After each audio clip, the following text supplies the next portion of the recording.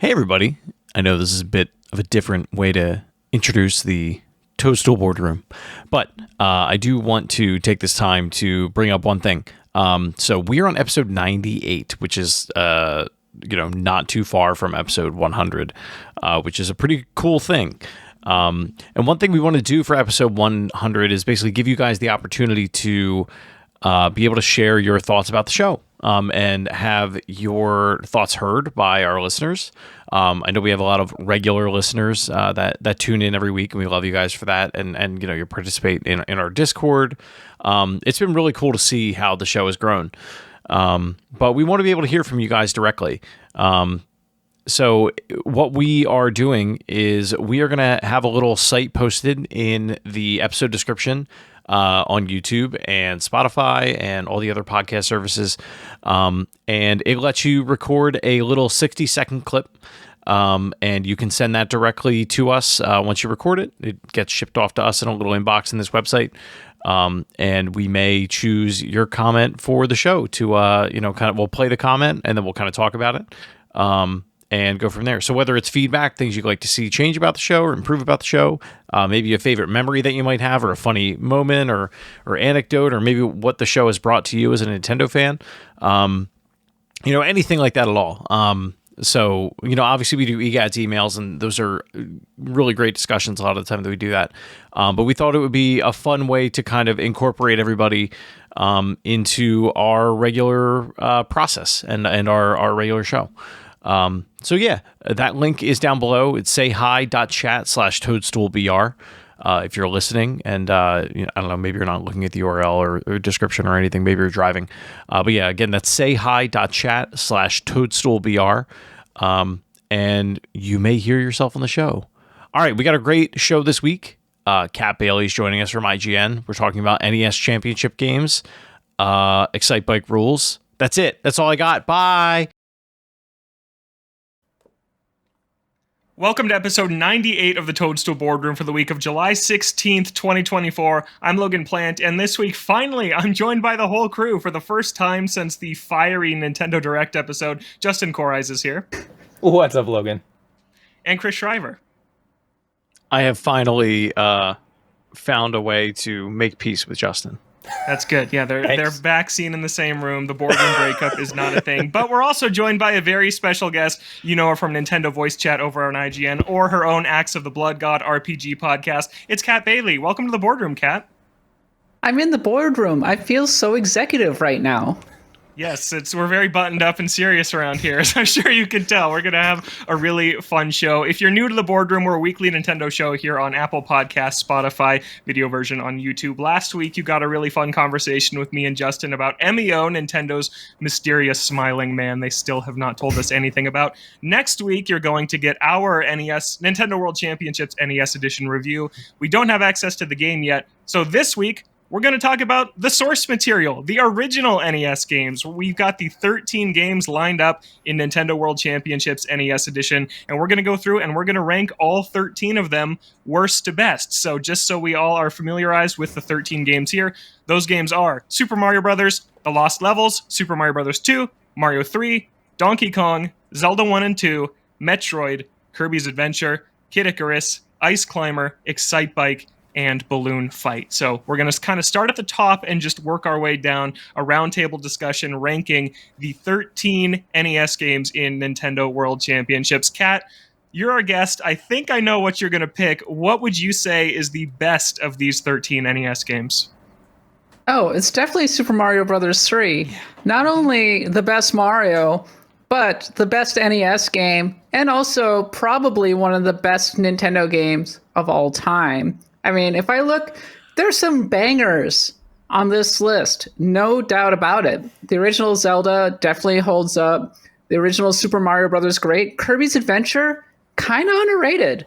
But Super Mario Bros. 3 is an immaculate game, an incredible platformer, still incredibly influential on the series and on platformers in general to this day. And frankly, I'm shocked by how far it pushes the hardware, how far the NES, it just really exemplifies how far the NES came from when it first launched in 1983?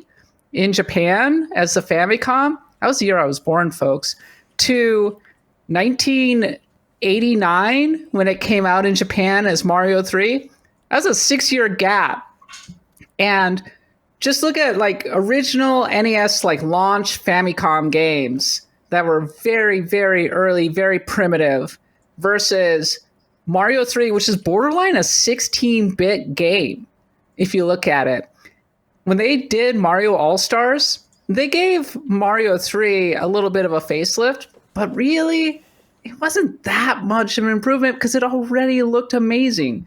Mario 3 is an incredible game, and I could talk about it ad nauseum for like literally an hour, but I will see the floor and let someone else talk about it for now too.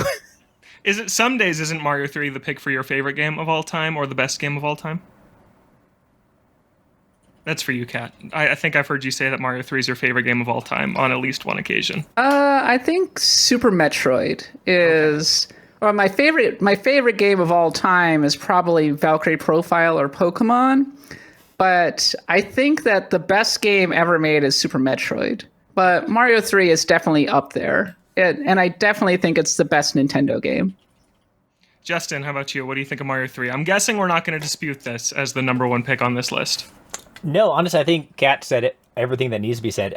I think it's the best game on the NES by a significant gap. I always go back and forth between whether or not I think this or World is the best Mario, and I think the fact that the World ran on more powerful hardware, and I still think this is neck and neck with it, is a testament to how great it is. It's so imaginative, so creative. The worlds are so distinct and do so many interesting things. Some of my favorite powers in the entire history of the series are this one, like the hammer suit and the frog suit, the tanuki. Honestly, I wish they would go back to it. I want to jump around in a giant shoe, and I want to climb a tower into the clouds. It's so filled with secrets, and like the overworld map is as big a game as going through the levels. This is, I think, the definitive NES game. Yeah, and I think the variety of it is really impressive too. I mean, if I have one criticism of Mario World, that it gets a little samey as you get further into the game. It's still a great game, no doubt about it, but it feels like you almost have like the same 4 background palettes. Whereas Mario 3, every world is really distinct, and you're still running into really interesting stuff, really interesting levels. Those levels get enormous by World 7. It's so impressive. And World 7 is so hard. Oh, it's really hard. That's really where hard I get stuck on my playthroughs of 7. That's where I have to bang my head against it for a long time to make progress. Chris, do you dispute that Super Mario Bros. 3 is the number one NES game? I don't think anybody could. Like, it's technically, I feel like it's like The Last of Us. What The Last of Us was on the PS3, Mario 3 is on the NES. Like, what Put it that on the back of the technically box. was achieving at the time. Yeah, right. Put that on the reprint. It's just insane, like what they were able to pull off, and it really did. Like Kat said, like it laid the groundwork for the entire rest of the series and what a lot of platformers did moving forward. Especially when you compare to the first one, like it's not even close. You could tell me they were on 2 different console generations, and I would believe you. If I didn't already know. It's an incredible game. And that's something I think we see a lot in console generations. What comes out at launch does look completely different than what comes out in the final swan song years of the system. I think of like the Xbox 360, and you look at the really muddy visuals of some of the earlier games, and then you look at Halo 4 running on that same hardware at the end of that generation. But Mario 3 might just be the biggest example of that, like you all were saying. It is such an enormous leap. I look at some of the other games on this list. Excitebike, Balloon Fight, Donkey Kong, they're basically arcade games. They're black backgrounds. There's no world map. There's no coherent thread tying the entire game together. But Mario 3 is a pretty modern video game. It's definitely number one. I think where it gets interesting already, though, is number 2, because I think there are several choices for number 2. I'll throw my choice into the ring. I think it's Kirby's Adventure. I think Kirby's Adventure is another one of those late era system NES games that feels like a Super Nintendo game. And what it did for the Kirby franchise, it introduced copy abilities. We had Kirby's Dream Land on the Game Boy. It didn't have copy abilities. Kirby wasn't even pink yet. He was this white puffball that couldn't copy any of his enemies' powers. And Kirby's Adventure really is the framework for what the franchise still is today. And it has similarly not a world map like Mario 3 does, but it has these hub worlds where you run around and you enter the doors for each level. There's little sub games you can go into. That's my pick. Kat, what do you think of Kirby's Adventure at number 2? Yeah, it's funny because my colleague and your colleague, Reb Valentine, was talking to me about it the other day. And she was like, yeah, I never really played Kirby's Adventure. And I didn't really know what to make of it. And the movement felt kind of weird. It was between modern Kirby and OG Game Boy Kirby. So I had the copy abilities, but it still felt like the original Game Boy game. And she was really struggling, which is funny to me because not to play down her like abilities or anything, but when I was playing the NES back in the day, I was like, Kirby's pretty easy. This is an easy and very, compared to other NES games, generally speaking, it was all about finding the secrets and everything.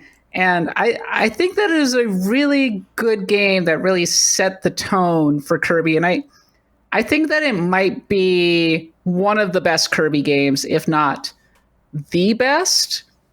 When I look at this list, though, I think that I have to make the original Super Mario Brothers the second best game on this list. It's going to be Mario all the way down, I guess, because the original Super Mario Brothers is, I mean, it is almost the perfect game, right alongside Tetris. It defined the platforming genre. It helped define speedrunning alongside Super Metroid. There's a reason that it was considered one of it was consistently number one at the top of many top 100 lists for a long time. And it holds up really, really, really well. And if you just like sit down and focus on it, on its natural environment, and you play it all the way through, the level design in it is so impressive. You just have to put yourself back into the mindset of like 1985 on a console and think about what a leap this game was compared to stuff like the Atari 2600 and things like that. There's a reason that this was the game that made Nintendo right here. I think it's the original Super Mario Brothers number 2. Yeah, I actually like Mario 1 more than Mario 3. I recognize that Mario 3 is a far superior game, but just growing up, Mario 1 is always the one that I played, and I still think it holds up incredibly well. I'd be happy with that at number 2 also. Chris, what do you think?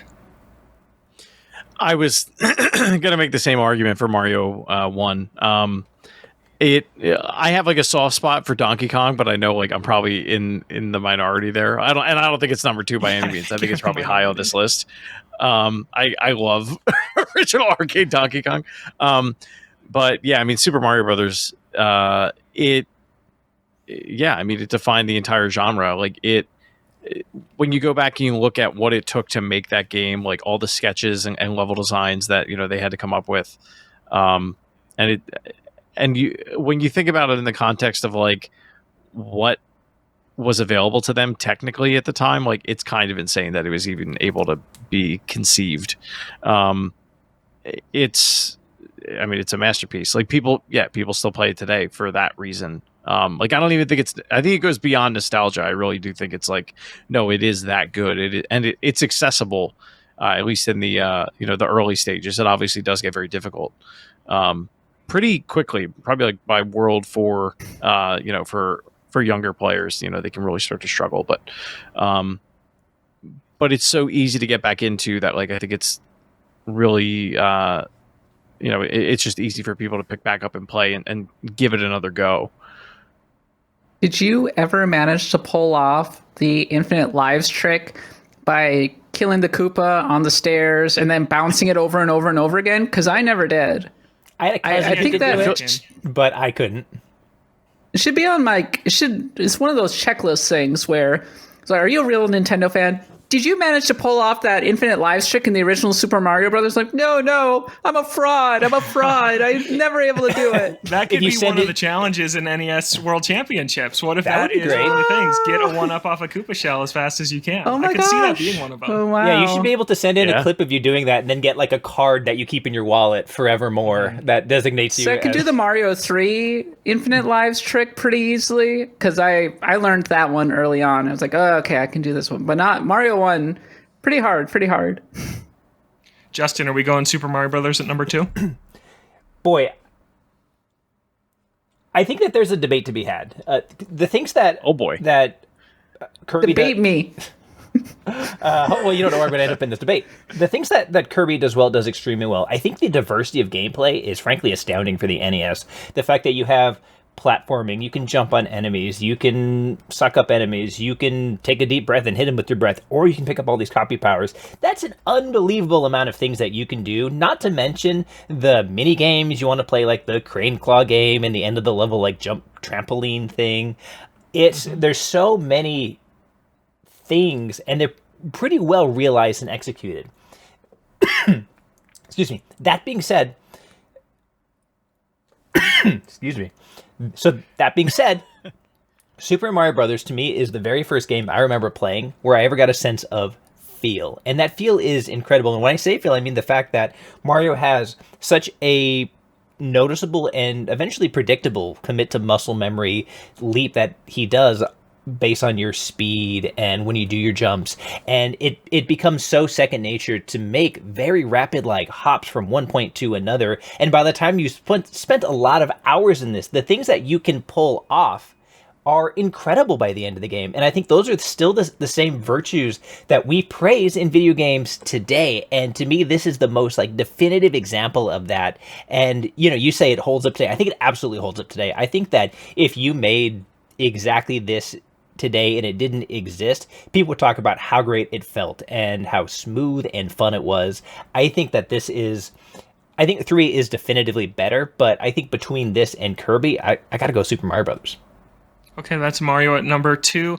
Also, most of my memories of Kirby's Adventure are from the 3D Classics version. That's the one I spent the most time with. So today, in preparation of this show, I went and I played a little bit of all of these games in the Nintendo Switch Online NES app. And Kirby's Adventure has a lot of slowdown on the original version. It chugs at times when there's a few enemies on screen or when you're using the fire copy ability. So I think that alone, I can put Super Mario Brothers number 2. But if you combine all of them together, does that not combine like Voltron into a game that maybe surpasses the original Super Mario? Because the 3D Classics version's cool. There's the GBA one that came out, A Nightmare in Dreamland. Nightmare in Dream. That's what I was just looking up. Yeah, that was an incredible port. Mm-hmm. No, great remake. I would even call it, if you want to. Yeah. A little bit of a Pokemon Fire Red kind of vibe going on with it. It was really good, and it not only pulls out every technical trick. Say I'm like just arguing from both sides. It's like pick a side, Cat. I saw a pretty fun speed run actually at Games Done Quick of Kirby's Adventure, and I think if there's one thing that maybe puts Mario 1 above Kirby's Adventure for me, it's that I can pick up Mario 1 and I can just play through it. Because, I used to get up at Saturday morning, sit down and beat Mario, the original Mario, 3 times before having breakfast. And I knew it, be back my hand, and I would play the hard mode.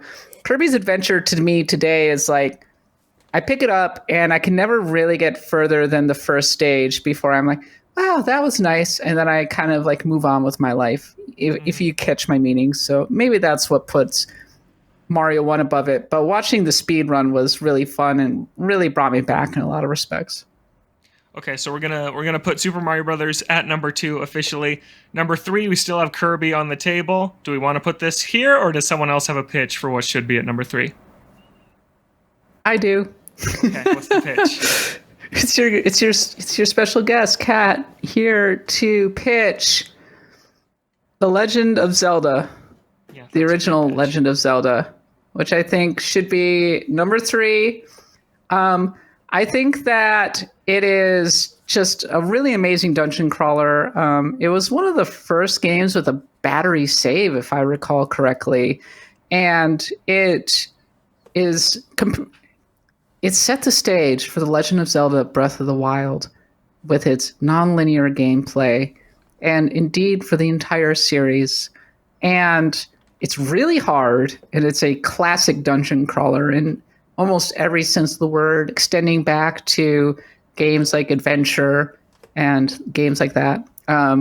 Dragon Slayer, the old Falcom games in the mid-'80s. Mm-hmm.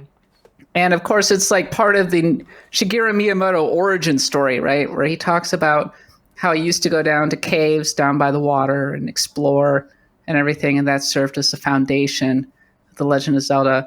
I think that if you're talking about essential NES games, you have to experience the original Legend of Zelda at least once. There's a reason that It's Dangerous to Go Alone. Take This is so iconic. Mm-hmm. And I know so many people who can just pick up the original Zelda and play through it, and it gives them so many vibes. Not me, because that game is really hard. Also, the gold cartridge is sick. So that's number 3 for me. If I could offer some counter argument to that, because I think that you're absolutely correct about all of that. I think that if we're looking at this list in the context of the greatest and most important NES games of all time, absolutely, it's got to be. That's, top 2 probably. And I say this as a comically huge Zelda nerd. It just purely as a game to play, it does suffer from being very obtuse, very difficult. And it's one where even if I'm trying to tell somebody nowadays that, you want to experience the entire series, you want to go back to the original, play it, like I tell them, like, get a guide. Because this is not something that you are frankly probably going to have much fun without that. And as a 80s kid, that was fine. I could bang my head against it all day because I had nothing but time. I had nothing going on. Now I'm old and busy and tired. I can't do that. And so as great as it is, as great as everything it's done has become, I think that there are some real gameplay warts that, to me, drag it out of that number 3 position. Can I recommend subscribing to Nintendo Power for the complete map? And if you get really stuck, problem solved. Call your Nintendo game counselor, who will direct you to where you need to go. And if worse comes to worse, remember, bomb every wall, burn every bush. That's the classic original Zelda's solution to everything. Words to live by. So, quick story. So my mother and father-in-law, giant Nintendo players when they came out. They got Mario 3 as soon as it came out, and one of them ended up with the whistle somehow, and they called the number to figure out what happened, and the people there had no idea what they were talking about. No one had told them about it. It hadn't come up. They were very, very confused, and so they just had to figure it out for themselves, which is really funny when you are even ahead of the Nintendo counselors. It's something I've always appreciated about them.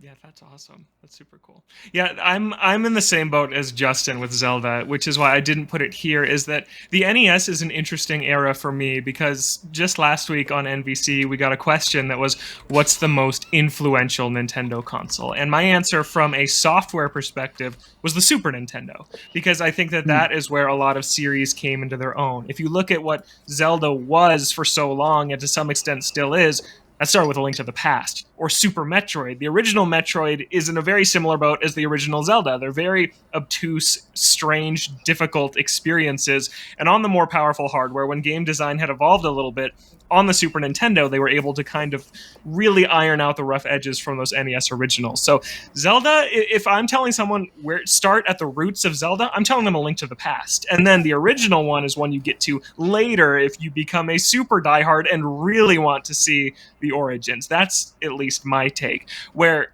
Kirby, Kat was talking about how easy Kirby is compared to NES games. In a modern lens, Kirby is just a very playable video game, and some of these other NES games just aren't. So I think that's kind of the coin flip, is from a historical value, it's Zelda. But from a game I would want to actually sit down and play without looking up a guide or without dropping a bomb at every single wall that all look identical, I'm picking Kirby. any day. But Chris, I want to hear from you on this one. Yeah, no, I agree with both you and Justin. I think Zelda is a product of its time. Like, if I were a man in the woods with no internet and nothing but time, I would love to just like If you were really the old dig man in deep the into cave. it. Yeah, That's right. If I would Giving swords exactly to children. and I was Yeah. giving It's dangerous to go alone. Take this gold cartridge. That I would definitely I'd be all about it. But now, every time I try to play it, it's like if I don't have save states enabled on whatever it is that I'm playing it on, I'm probably not finishing it. And part of it is because it's a hard game and I'm not very good at it. And the other is I'm going to get very frustrated probably pretty quickly playing it. I don't think it has aged well, but like you said, if I'm going to play an older style Zelda game, I'm probably going to Link to the Past. But most of my, outside of the Mario series for the most part, if I'm returning to an old franchise, it's probably going to be the one on the Super Nintendo. You have Zelda 1 playing on your screen in the back. I was also about to say that. I was wondering if someone was going to call me out. Got him. Yeah, beautiful moment. Chris dunking on. It's Zelda. running on a Super Nintendo, if that makes you feel better. Hear me out. Hear me out. The original Zelda is the Dark Souls of the NES. A game that is a very pure dungeon crawler, purity of form, obtuse, hard to access. You don't know what you're doing half the time, but it's one of the most rewarding gameplay experiences you will ever have. And there's a whole reason that this game kickstarted an entire franchise. And yes, Link to the Past is arguably, if not the best, a classic Zelda, one of them. But Zelda really stands apart, and I think it does hold up. So that's my pitch for it being number 3. That's it. So which are we going with? Because I'm at Kirby for 3. I think Zelda's next. Kirby. Though, personally, I think these. Yeah. Okay, Kirby. I'm with none of you. I think it's Mario 2, but Oh, I'm going to cast my lot with Chris. I like that. I'm casting my lot with Chris.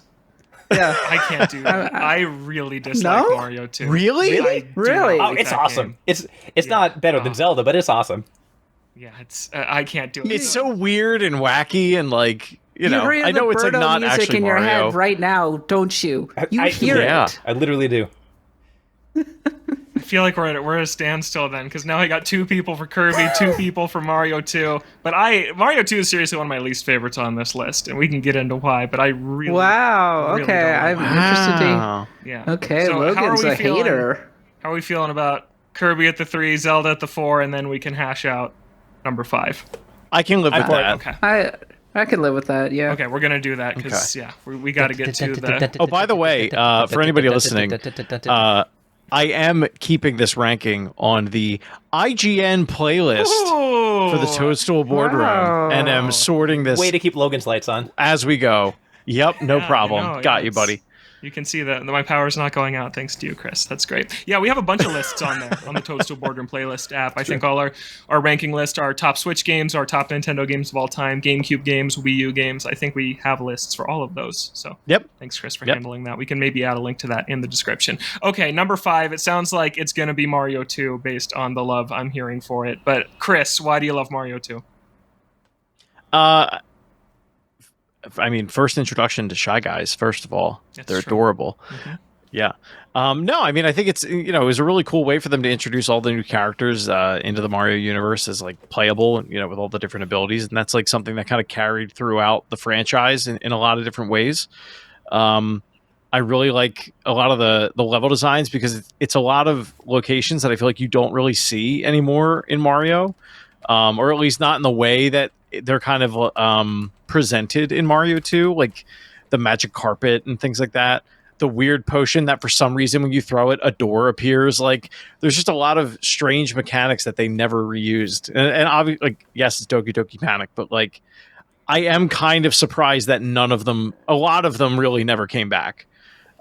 It's just a very one-off kind of experience in and of itself. Weirdly, Captain Toad is the closest thing to a Mario 2 sequel, with him plucking turnips out of the ground and throwing them at enemies and not being able to really defeat them in any other way. And there's some other elements in that game too that make me feel that way, but that's the closest thing to a Mario 2 sequel. Yeah. Plus, Wart is just a cool villain. It's the only time he shows up. Kat, why do you like Mario 2? I've never heard Captain Toad compared to Mario 2. That's interesting. Mario 2 is underrated. I remember long ago seeing a Screw Attack list that they were just looking for a classic Mario to put on the list of the worst Mario games, so they picked Mario 2. Mario 2 is a good-ass platformer. It feels a bit different from Mario 1 and Mario 3. I think that they're a bit stiff, but at the same time, it really defined Peach as a playable character, which meant a lot, honestly. In the late 1980s, where the girls didn't get to do anything except slay Metroids. But yeah, like she was femme. She was wearing this cool dress. She was flying. And I mean, the Peach that we know in Smash Brothers was defined in part by Super Mario Brothers 2. Had the first transgender villain in Birdo. Mm-hmm. Hands up for Birdo. And then the game is... Who doesn't love Birdo? And then the game itself it's visually striking and interesting to look at. The Dreamland vibe suffuses it throughout. Wart is a cool villain. The plucking the vegetables out and throwing them at a thing oddly works really well in a Mario context. And I think that Mario 2 is still very enjoyable to pick up and play today, especially if you're playing it on the GBA, interestingly enough. I think that was a really strong port. That was where I first played it. Really? Wow. Yeah. Yep. Was that Translucent, what was it, 1? Indigo? Super Mario Brothers 2 in the worst named series of video games I think of all time, the Game Boy ports of the Mario games. Boy, that was confusing. Yeah, what was it? Super Mario, whatever. Super Mario Advance. Super Mario Advance 4. Super Mario Brothers 3. Yeah, I'll never forget that commercial. It's really good. Justin, what's your piece on Mario 2? It sounds like this is going at the number 5 slot. I don't think anyone's gonna fight against. Yeah, at the very least, there's. I think we'd make the case for some other games to get up in here, but I don't want to fight about it. I think Mario 2 is awesome. Like Kat was saying, each of the playable characters are distinct and they do different things. And the fact that you could play as Princess Toadstool at the time was really cool. And the fact that she was definitively the best character because of her like floating jump. And so you would like, me and all of my like little dude friends would be fighting over who gets to be the princess, which is not something that normally happens when you're hanging out. And so that was cool. It also had an extremely cool set of boss fights that you play through when you get through that actually felt big and grand and epic. And the whole... At the time, I didn't know that it was a reskin of this other game, Doki Doki Panic. And the fact that, you constructed doors by throwing little bottles of potion and you pulled turnips out of the ground and threw them at things. And a lizard was shooting eggs out of its mouth at you. To me, like, these were just absolutely bizarre, like, non sequiturs that were so hilarious to me in just how completely bonkers they were. And it made it for such a funny, silly, goofy time. Like, you find a mouse with sunglasses who's just, like, apparently too cool. This game has style, and it plays extremely well. And I think that it is, in terms of just pure fun factor, one of the most fun games on the NES. Yeah, okay. Yeah, you guys have convinced me. It's good. I just have... It was the mouse with the sunglasses, wasn't it? That's how we got you. Yeah, that's how you got me. This is going to sound like I'm making it up, but it's true. Before I knew that Mario 2 was not actually Mario 2, I never thought it felt like a Mario game. I always thought it felt like some weird offshoot thing, and it made so much sense when I got a little bit older and learned that that was the truth. And I think, for me, I would like it more if I played the Japanese version Doki Doki Panic, mechanic because I don't like being Mario and not being able to stomp on something's head. I just don't. At a very base level, I have never enjoyed that. It's Super Mario, and I have to land on the Shy Guy and pick him up and hold him above my head and then throw it at something else. To me, that's just not Super Mario. And it just always bugged me, and that's seriously it. So I've never enjoyed playing that game. I think some of the level design is a little bit confusing because they have really ambitious worlds, but not a lot of clear indications of how to get through them in some points. You're not purely running left to right the entire time. You're going up, you're going down, you're going left, you're going through doors. Sometimes sometimes there's not.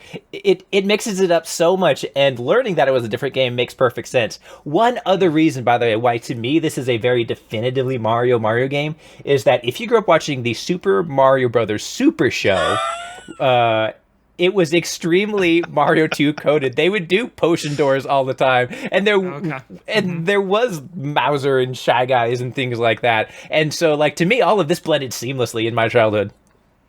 If we were going to make a Toadstool Boardroom bingo card, I think a reference to that show would be on there, because one of you two brings it up every single week, every time we talk. Pour one out for Captain Lou Albano. So that's going to go at number 5, Super Mario Brothers 2. Oh, Kat? Oh, she's just raising the roof. Okay. That's right. Super Mario Brothers Super Show. Justin, what's your pitch for number 6 on this list?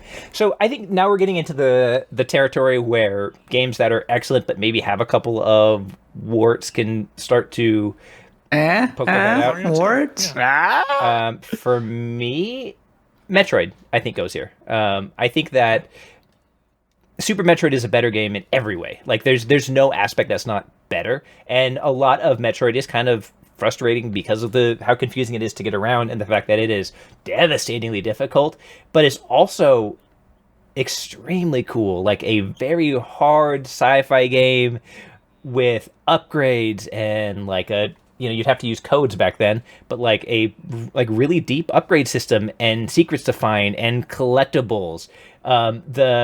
How vertical the platforming was in these like narrow columns and going from room to room. It did so many things that nothing else did, and it did such a great job of them. And oh my god, it was the vibiest game that ever vibed at the time.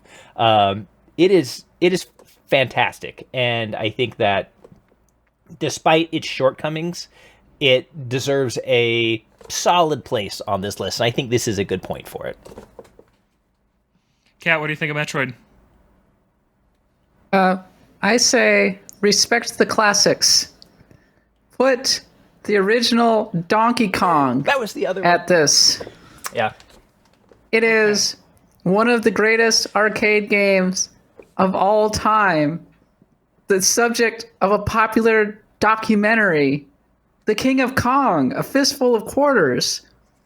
And it made Nintendo even more so than Mario. And actually, I like to go back to old arcades now, like really old arcades, like Pac-Man and Defender. And in that context, Donkey Kong is so impressive. It makes total sense that Howard was in that warehouse and started playing this converted radar scope game and went, wow, I can't stop playing this game. This game's really, really good. It was, of course, the basis of an amazing Game Boy game. I think that even though it's old, we got to put Donkey Kong here. But is the NES version as good as the arcade version? Because that's what we're ranking here. So I'm wondering if there's a distinction there at all that would make the NES version of Donkey Kong any less important than the arcade version. I don't think the NES one is offensive necessarily. Like, there are bad arcade ports to the NES, but I don't know. Like, I don't see the NES port of Donkey Kong that way. Well, and importantly, the NES version of it actually had a bunch of different modes you could play through. Like, it basically incorporated Donkey Kong Jr. So you had, like, I think you had Game A and Game B, and then 2-player versions of each, if I remember right. So I used to play this in my buddy's basement like all the time back in the day, and we had a great time with it. I think that the fact that the actual experience is like relatively short, and you can start looping it over and over again, and it's a really fun loop. But I think it's all you're chasing a kill screen. Yeah, exactly. But like, and so I think that it's to me, the difference between this something like Metroid is how shallow this is compared to what we would see on the NES. But its loop is immaculate. Also, apparently it's missing a level on the NES. ooh, Yeah, that was like restored through some version. Through the original edition now. on the 3DS. Yes, which is now inaccessible because of the eShop shutdown. So that was something that people Yeah. were trying to save when those. Straight to the bottom of the list. How dare! It's missing one level, cut content, probably a full-priced port. How dare you, Nintendo? Charge me full price for something I could play in the arcade and you took a level out of it? That's just insane. also a bit of a That's what the Popeye people on reskin, Twitter would but be saying today. the people aren't ready for that conversation. What was that? Also a Popeye reskin. Oh, yeah. He did not just go there. Anyway, in that context, I was going to also say Metroid is my other choice. And I mean, come on, it's Samus. And I think that Metroid Zero Mission is much more enjoyable than the original Metroid. But I agree that in terms of vibes, it's right at the top of this list. Really, really strong. Great horror vibes, which is not something you got very I often was so in an NES scared as a game. kid. I get it. So to this day, I remember playing this game and being late game where I have like a whole bunch of the energy tanks and like falling into the quicksand, which at the time we all knew that quicksand was going to be a big problem in our lives, and not being able to get out and being there for like 2 minutes watching my health drain. That traumatized me as I died in the quicksand and just heard my health plummeting. Scary game. The short beam really messed me up. I was like, why doesn't the beam get to the top of the... You had to get the long beam. That was the answer. But yeah, I actually came into the series because of Metroid 2. So I've never finished the original Metroid, but it's on my bucket list. A rare handheld game that I think is probably better than its console equivalent. Wow, agree. Justin. Showering some praise on a handheld game I'm- for the first I'm time here in his with life. you. Not a big Yep. handheld player, but Metroid 2 is so good. Chris, Maybe are the you Game on Boy's best team- game. Whoa, Metroid 2? I'll go that far. I think Link's Mhm. Awakening. Link's Awakening, I think, is my favorite. Wait, That's, what did you just say? Another I said, day. I, He said Metroid 2 big is the best statement. Game Boy game. You know what? I have your back. You have my sword. That is for whenever they do. You have my Nintendo power Championships armor. Game Boy Edition. Yeah. Yeah, we got to talk about that next time. But Chris, are you on Yeah, Team really. DK here? Man, there are coulda some. won. There have been a lot of really compelling arguments that have been made, and what I keep falling back on is the fact that what am I more likely to play? Am I going to play Zero Mission or am I going to play Metroid? And the answer is Zero Mission. Hands down. I have to put Yeah. Donkey Kong above it. Mhm. For that reason alone, I have to put it above it. Like Okay. I've tried to play the original Metroid so many times, much like the It's tough. experience of Kirby's Adventure that we described earlier. And you play it for 20, 25 minutes, and it's like this is just there's a better one out there now, and I'll just play that instead. I don't disagree that it has vibes, but I get down with Donkey Kong still for sure. I also get down with Donkey Kong. I'm voting for Donkey Kong, so I think that's going to put it at number 6. Donkey Kong, the first place that I played it. Any guesses for the first place that I played Donkey Kong? Because it's very random. Pizza Parlor. Animal Crossing. Yes, Kat gets it. It's Animal Crossing, the old NES games that you could get You're in too your young house. for I had Pizza Donkey Parlor Kong, arcades. and I played that so much. It was so cool, and I still love that game. When I was going through and playing all the NES games on Switch Online, that's the one I stuck with, I think, the longest, because I was just having a great time. It is still a great game. Mario doesn't jump quite as high as he feels like he should, but it's so much fun and so It cool. wasn't Super Mario yet. He wasn't. He was just jump. That's why he dives to that man. barrel He was so just a easily. man. He was a jump man. It always throws me off that you can die from falling in that game. If you fall off the girder and you fall too far, you take fall damage and it's over. And that's just not a thing in pretty much any other Mario. So that always surprises me in that game. So Donkey Kong at 6. We'll put Metroid next at 7. So we've crossed the halfway point of this list, and now I want to go from the bottom up for the rest of it, because I think we're starting to that's talk right. about like the best of the bottom half of the game. So let's just say, what's the worst game that's left on this list? And for listeners who aren't following along with our list so far, our top 6 are Super Mario Bros. 3, Super Mario Bros., Kirby's Adventure, The Legend of Zelda, Mario 2, and Donkey Kong, and then Metroid. And then the games that we have left on the board to rank are The Lost Levels, that's an interesting one to talk about. Zelda 2, Kid Icarus, Ice Climber, Excitebike, and Balloon Fight. And I will just throw it out right now. I think Excitebike is the worst game on this list. What? I think that is a How bad dare you? game. Are you kidding? Wow, Oh I'm my shocked God. at your response You. right now. Get him. Oh my god. Okay, wow. See, I'm glad that you're all here. This is just the NES. It's not my Wow. time. You don't like hate sports games, Excitebike. do you, Logan? I like some sports games, but I don't like Excitebike when you crash You- and then you it like takes 30 racers. seconds to run Yeah. back to the bike. That's why you don't crash. Oh, Get good. It's like saying, Yeah, you only "Oh, have to I do hate that you." if you're bad. yeah, I am bad. I hate Outrun because, you crash and then it takes a while for the car to get back on the road. I hate That's not Outrun why because I got like outran. Excitebike Come on, man. exclusively. I don't think it's fun. I do not think Excitebike is fun to play. Just balancing out if you're leaning It felt so forward or it back. felt so cool to jump those ramps. Oh my gosh. I felt like a stunt bike, an Excite biker. Excitebike might have been the next game I put on the list. Coming from the Same. top down. Yeah. That's Alright, so- okay. Yeah. Wow, I am off base here then. What is the worst game on this list? Balloon fight.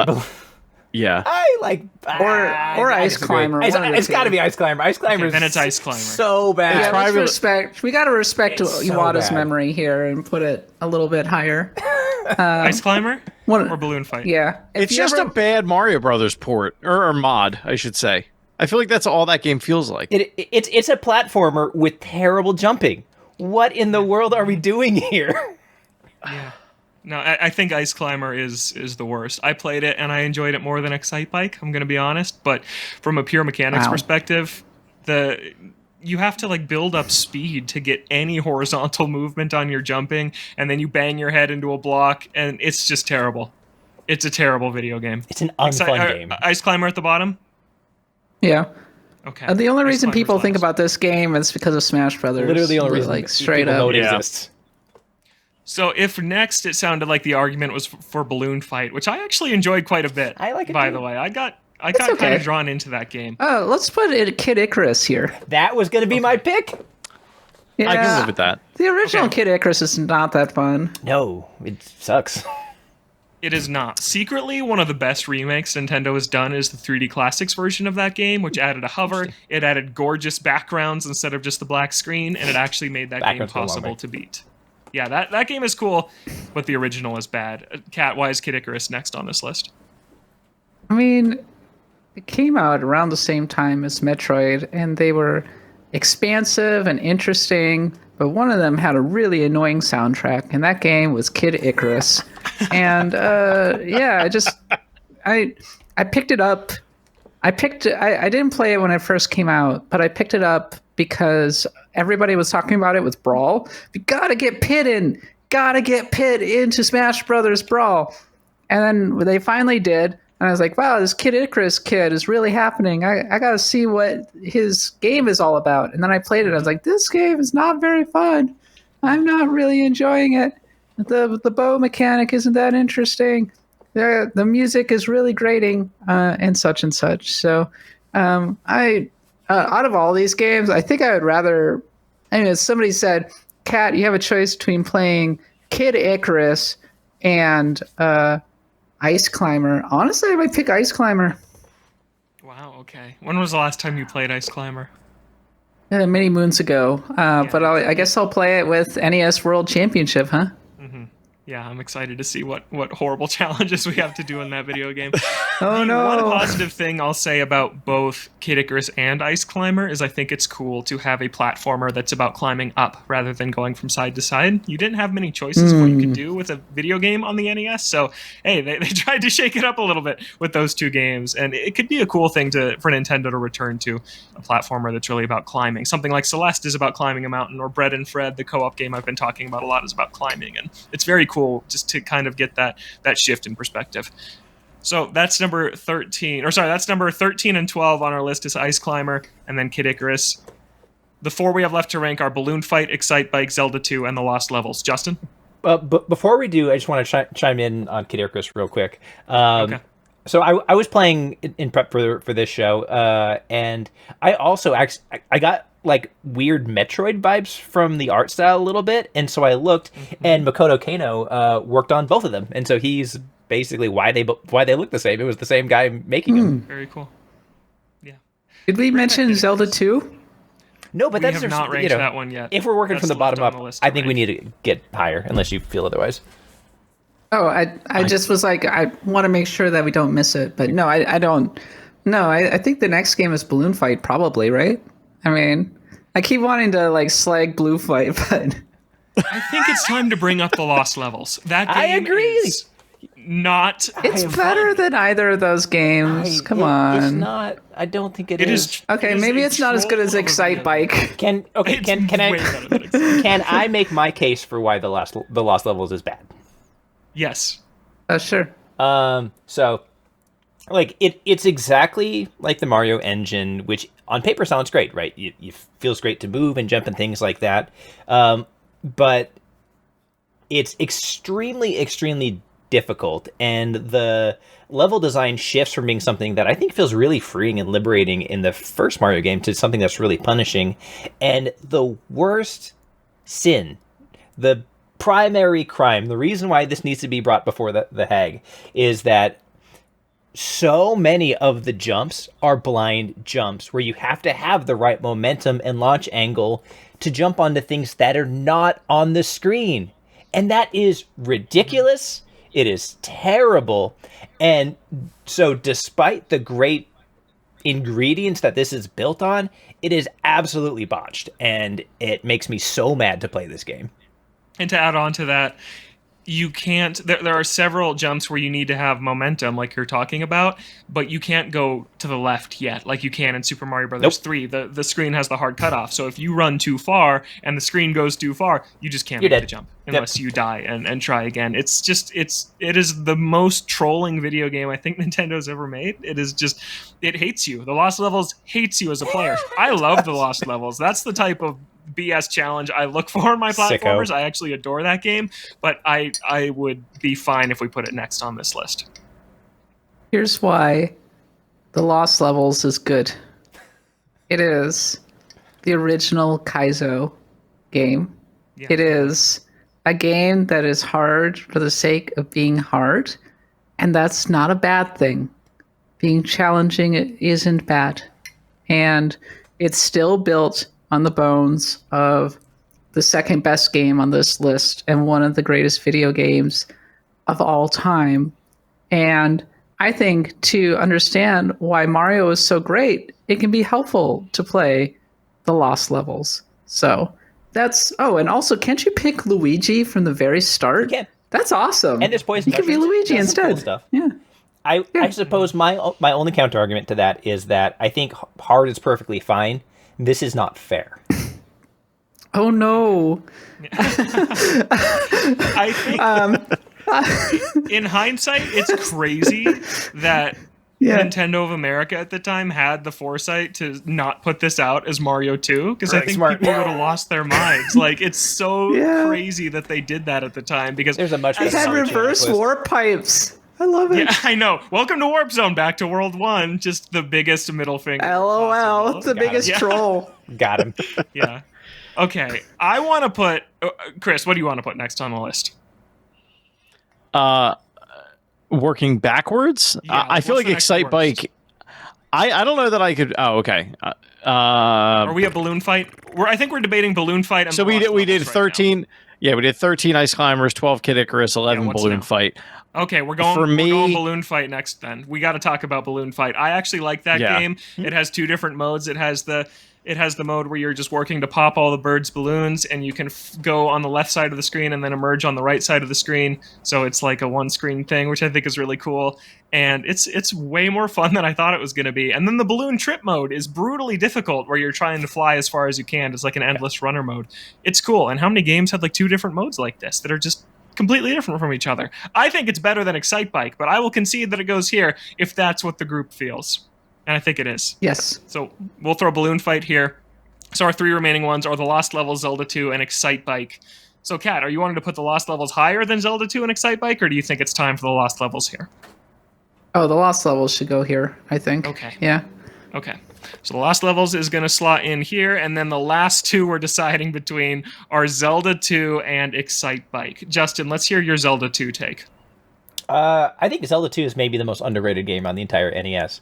I think it is an actively good game that does a lot of cool things that people didn't like because of how much it branched out from its predecessor. And I get it; it's an extremely different game, and it's leaned so much more heavily into RPG, like straight up RPG elements, more so than the entire rest of the series.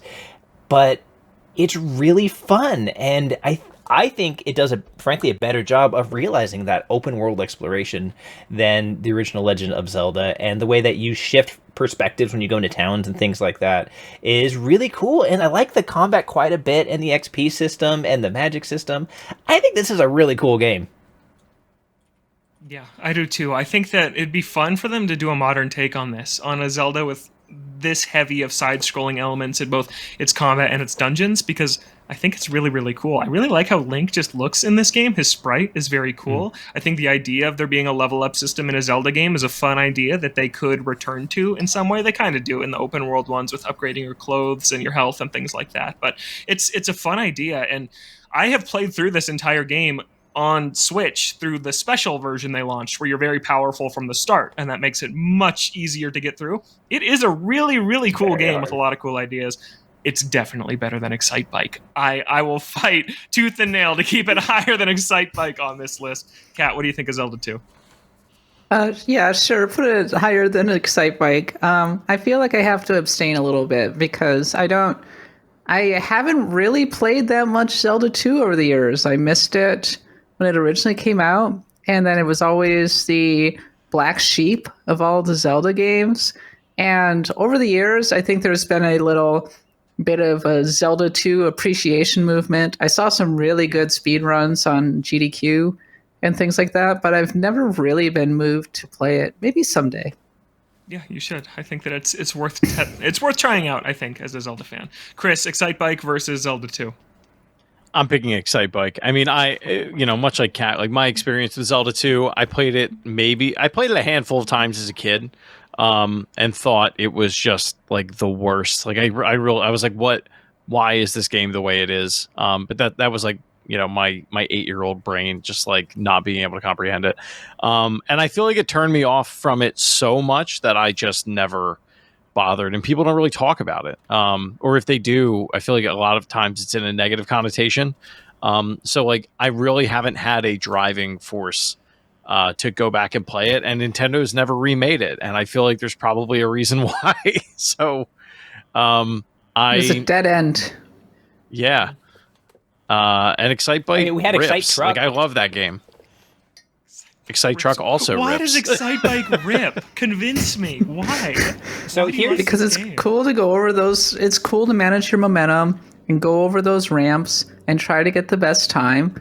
There's a lot of interesting mechanics. It has an oddly satisfying sound effect. There was a Versus Excitebike that came out that like is actually a very enjoyable racing game.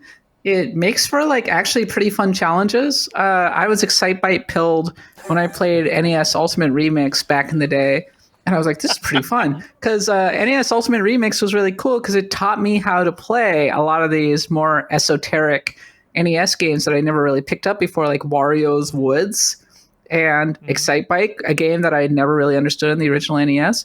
And I was like, what? And I wanted to do all of the Excitebike challenges because it was just once I understood how it worked, I was like, oh, this is pretty cool. This is enjoyable. Also, I had a lot of friends who own Excitebike, so obviously it had something to it. Had a little bit of that spark, a little bit of magic. Yeah. Honestly, I'm kind of surprised you don't like it, given your F-Zero love, Logan. Like, yeah. It is a game that, like, once you kind of get the rhythm of the mechanics and like landing every single jump and getting your positions just right, like when you get into that rhythm of it, like it is very satisfying to play. Yeah, it's not like I haven't given this game a shot because they made the 3D Classics version of this also on 3DS, and I think it was free to early adopters or something like that. I think there was so, some yeah. reason that 3DS owners got that for free, and I just never really enjoyed it. I probably played it for, 5 to 10 hours because it was one of the only 3DS games there was at the time, and I don't know, it just never personally clicked with me. But maybe Nintendo World Championships NES Edition can help turn me around on that. But I think that's the final list here.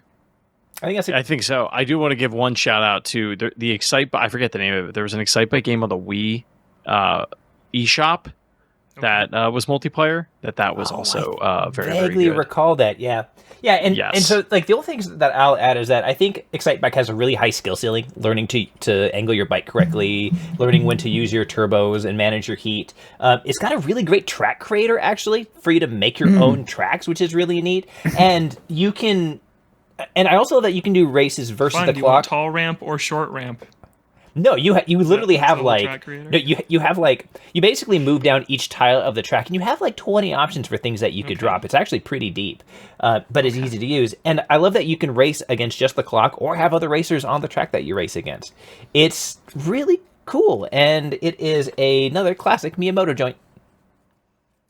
So that's the final list. I'll read it from bottom to top. Number 13, Ice Climber. Number 12, Kid Icarus. Number 11, Balloon Fight. By the way, why isn't the Balloon Fight guy in Smash Brothers? I totally think that he should be in the next Smash Brothers. I don't know. how Isn't that he hasn't assist happened yet. trophy or no? Yeah, I think so. I think there is an assist for that. But that seems like a weird classic pick that Sakurai would totally do.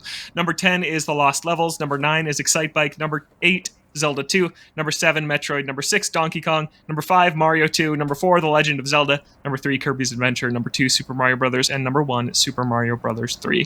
Those are the 13 games that we'll be speedrunning tiny little bite-sized chunks of this week in Nintendo World Championships NES Edition. I think we did it. I think this is a pretty That's a good solid list. ranking, and it goes to show that there's a pretty wide range of quality, because the bottom there was very little debate on, and the top there was very little debate on. So there are tiers of these NES games for sure. So yeah, I'm looking forward to that. Kat, I'm wondering if there's one NES game you could add to this lineup that's not here, because there's a ton of other NES games, and we just have 13 of them here.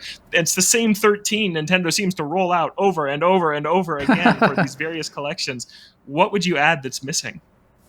Oh, I mean, Ninja Gaiden was a defining NES game, Castlevania, and Mega Man 2, just off the top of my head. But as Ninja Gaiden is kind of the NES game that I'm best at, and it's the one that I beat the most consistently, I would love to stunt on all of you and to beat and just break out Ninja Gaiden. That would be a fun one. I'm stunned. That game is, as far as I'm concerned, impossible.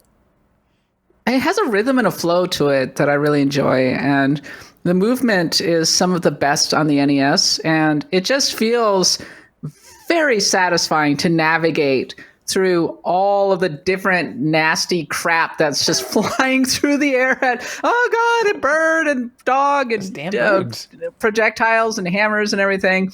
It's a really satisfying and enjoyable game to beat. I would speed run that one for reals if I had actual time.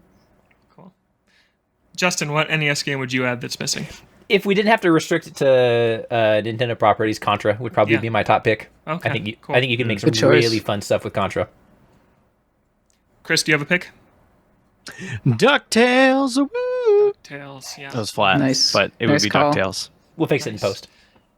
Thank you. Mine is a Nintendo one, and I can't believe it's not here. Punch-Out. Why isn't Punch-Out on this game? Yeah, I think that's another big glaring one that's missing. And yeah, Did you ever finish it? Not the NES one, no. I haven't finished it. It's so hard. Tyson/Mr. Yeah. Yeah, I can beat neither Tyson nor Dream. That is not going to happen. Mr. Dream can't even get through a round. So hard. Also, there's no Tetris. I don't know, that could be a fun one for speedrunning little challenges. I don't know. Yeah, and I think the NES Tetris is often the one that's a very good one. speedrun. Yeah, That's the one, yeah, they typically play competitively. yeah. Didn't they beat the world record on NES Tetris? Well, yeah, now Someone the whole beat the thing is game, like, right? Yeah. they figured out, They they beat hit a it. kill screen, and now they're like trying to figure out new ways to extend it so the kill screen, it takes longer for that to appear. Yeah, So they can get a they're higher trying score. to avoid the kill screen. Oh, Yeah. interesting. That's cool. Yeah. That's cool. So that was our NES ranking. That took pretty much all of our time, as I should have expected, for a ranking activity about NES games with 4 people talking about all of them. So we had a Zelda discussion, but we'll table that for next week. Basically, if you haven't seen, the ESRB rating has revealed that as Link, players will use a sword and arrows to defeat enemies. So Link is going to be playable in Echoes of Wisdom. What does that mean?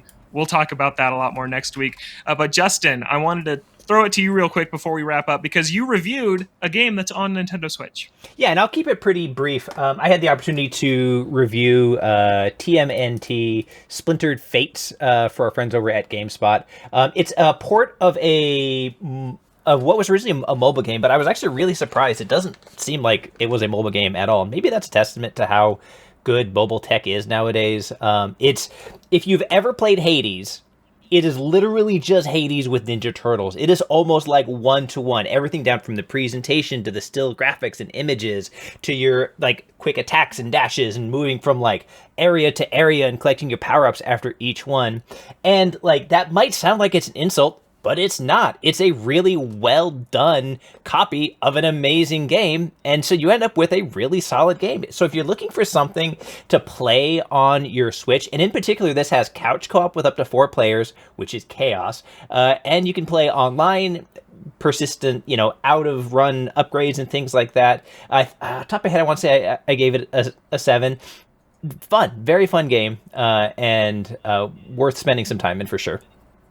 I saw that they weren't originally going to have couch co-op, and then they added it in before launch as kind of a last-minute push to the finish update because so many people were asking for it when it was announced. So yeah, and it works really, really well. It makes things very chaotic and confusing, as you would expect. And I will say the Switch hardware does show its age. You do run into some slowdown, sometimes playing by yourself with a lot of action, and in particular with a group of people. But if you can look past that, there's still a lot of fun to be had here. Very cool, and that is out now on Nintendo Switch? Yeah, that's out now. Yeah, I think it just dropped. That's TMNT Splintered Fate, so go check that out. And then I just had 3 quick headlines I wanted to run through from the week. Densetsu no Starfy 1 through 3 are available now on the Switch Online Game Boy Advance app. And this is the legendary Starfy 1 through 3, and if you don't know, this is kind of basically like a spiritual side series to Kirby. It was developed by a developer named Tosei back on the GBA. They never came out of Japan, and they're really cute. You play as this little starfish. A lot of the game takes place in the water where you're swimming around. There's also some on-land sections where he can run really fast, and his legs are like a motorcycle. They're really cute. And only one Starfy game ever came to America, and that was the DS version. The Legendary Starfy is what they called it. I played that one when I was a kid. It's a really cute, charming game, so if you like Kirby games, these are really in line with those. They are in Japanese only, and sometimes the characters tell you, oh, please go get me this item, and if you don't read Japanese, you're not going to know what they're saying. I'm sure there's a guide out there, something you can use. But even if you don't play through the whole thing, these are really cool games that are worth checking out. And Kat, you were telling me before the show how cute Starfy is. Yes, Starfy is adorable. First of all, it has amazing pixel art, and you can dress up Starfy, which I kind of love, actually. And don't worry, it's in Japanese, but you'll be just fine. The text isn't that heavy. Yeah, they're super cute, and Starfy is in Smash Brothers as an assist trophy, so he's kind of lived on in random places like that. And I love that they're adding these games, even they're not taking the time to localize them. I would never expect them to, but it's cool that they're throwing stuff like this on Switch Online. Over in Splatoon news, Team Beach took the latest Splatfest, which is what would you reserve for a day, a palace, a theme park, or a beach? Come on, a theme park with no lines. I thought Team Beach. Okay, Cat's Team Beach. I think Justin was Team Palace. Team Palace. Chris, we didn't hear your pick. You weren't here last week. I'm Princess Beach right here. Okay. It's a Nintendo reference. What was it? Beach Palace and theme park. Yeah. A theme park, 100%. Yes, hands down. Yeah. No lines. No lines at Disneyland for all day. Yeah. I've been to a lot of beaches, been to a lot of theme parks, never been to a palace. That's all I'm saying. That's true. That's fair. Maybe that's why I didn't pick it. Yeah. I have no frame of reference. Not worth Yeah. What if you hate it? Yeah. I get there, I'm just like, all right. I guess I'm in a building all day. Yeah. Alone. I'm in a building all day alone every day. That's what I do. I don't need to go do it at a fancier building. And then the more interesting hook, I think, of this little Splatoon story I threw in here is that I love Splatoon lore. You all know this. I think it is hilarious. Nintendo published a interview of the 3 idol groups from Splatoon 1, 2, and 3. So the Squid Sisters, Off the Hook, and Deep Cut. And they posted it on Nintendo.com. And it was like a talk show interview with the 3 of them. And at the end of this interview, they tease a collaboration between the 3 groups coming up soon. And if I'm going to put on my tinfoil cap here and theorize about this, Splatoon 3 support's going to end probably in September. Every Splatoon game gets 2 years, and we're coming up on 2 years this September. And as I talk about all the time, because it's one of my favorite Nintendo facts, the last Splatfest of a Splatoon game dictates the theme for the next Splatoon game. And I've been predicting for a while now that the last Splatfest is going to be the 3 groups from Splatoon 1, 2, and 3 against each other. So I think that the final Splatfest will probably be in September, and it'll be Squid Sisters versus Off the Hook versus Deep Cut. So Splatoon 1 versus 2 versus 3. And I just think it's so cool. It's so meta. Nintendo is so meta with Splatoon, and they're so rarely ever meta with anything that I just love so much what they're doing with this series. Kat, what do you think of this? I love this, and I think that you should publish a deep dive investigation on IGN.com explaining why all of this is going to happen. Mm-hmm. And I think that I would probably, if I had to choose between one of them, I would pick the Splatoon 2 ones. I really liked them. Yes, yeah, Off the Hook is cool. I like them too. Off the Hook. I would go with Squid Sisters. Off the Hook. Yeah. They're probably my favorite group, but I'd probably go with the Squid Sisters just to give Splatoon 1 some love, since almost no one played it on Wii U. Justin, which group are you backing? Yeah, I would also go for the Squid Sisters. To me, I'm such a sucker for like the very first in a series. I get like, I'm one of those nerds that thinks Mass Effect 1 is the best of the franchise. I have a hard time, I don't know, moving on maybe, so they would be my vote. Chris? Yeah, it's the Squid Sisters. I'm the kind of guy who, like, you know, like Justin just said, but anything that's like the first of a franchise, the first of a series, like I'm usually right in there. That's not how you felt about Zelda cosmetics. 1 earlier. Well, I didn't like Zelda 2. He hates Zelda 2. He's like, this isn't like Zelda 1 enough. It's not good enough. Yeah, and I'm like, but then I play Zelda 1, and I'm like, this isn't like to the. Which is the true Zelda 1. Yeah. So yeah. I'm very excited for if that's what this Splatoon thing is going to be, because I think that it's always fun how they wrap up their 2 years of support for those games. And then last thing, no real discussion here. The Switch is the longest running Nintendo console without being replaced. It passed the Famicom/Nintendo Entertainment System last week for the most days before a successor come out. Not necessarily support, because as we know, like the NES got a lot of games after the Super Nintendo was already out in Japan and even in America. But in terms of it being the main Nintendo console, it's been the longest. And it will extend that record. Yeah, seriously. Incredible. It's crazy. It's been crazy, and they're still kicking here with a really exciting fall lineup that we're going to talk a lot about coming up here. But that is all the time we have this week. Another episode of the Toadstool Boardroom in the books. We're a weekly Nintendo show here on YouTube and Spotify, Apple Podcasts, whatever streaming service you like to listen to your shows. Thursdays at noon Pacific, 3 p.m. Eastern. You can find the show on Twitter at ToadstoolBR and send us an email, toadstoolboardroom@gmail.com. Kat, thanks so much for joining us. Where can people find you, and what do you want to plug? Thanks so much for letting me come on your wonderful show, Logan. It was great to be an executive here. You can follow me on Twitter at _CatBot. I'm on Blue Sky at Cat Bailey. You should follow me over at IGN, where I appear on NBC every so often, and I have a podcast, Acts of the Blood God, an independent RPG podcast, where we talk about a lot of role-playing games, especially ones that come from Japan. And you would be shocked to learn that the Nintendo Switch comes up a lot. Here's a Nintendo-flavored thing. We're doing a monthly game club of the original Pokemon Red and Blue right now, so come join in. Okay, cool. That's fun. Yeah, I was just playing Red for the first time ever, like last month, and yeah, that game is still... The OG holds up wonderfully. Yeah. Mm-hmm. Justin, that's how I learned how to read. I learned Animal Crossing was how I learned how to read. Yeah, that's... Yeah, video games can teach people things. Justin, you said you had a lot of plugs for us. Where can people find you, and what do you have to talk about? Yeah, you can find this list on Twitter at KOREIS. There's the aforementioned TMNT review over at GameSpot. By the time you listen to this, my review of Once Human, a really kind of cool survival crafting game, will be over on IGN.com. I also have some pieces going up on Digital Trends. I had a chance, actually, to spend 2 days with Piranha Games, who are making the new Mech Warrior 5 Clans games. I put a lot of work into putting that exclusive meeting together, and my preview piece just went up today on digitaltrends.com, so check that out if you like giant robots like I do. And then at way too early in the morning, I'm off to TennoCon to play a whole bunch of Warframe and Soulframe, so look for my thoughts on those, I think sometime next week when I get back. Like I said, a lot of plugs today. Chris, where can people find you, and what do you want to plug?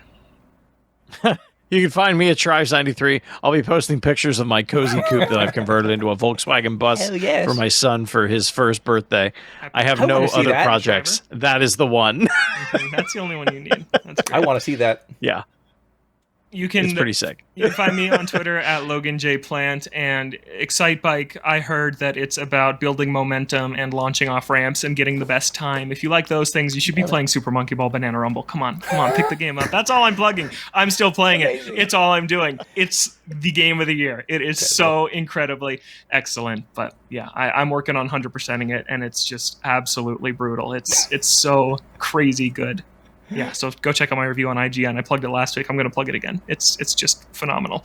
But for now, that's all the time I've got. I got to get back to playing Animal Crossing New Leaf on my Nintendo 3DS. Thanks so much for listening. Have a great week. We'll catch you next time right here in the Toadstool Boardroom.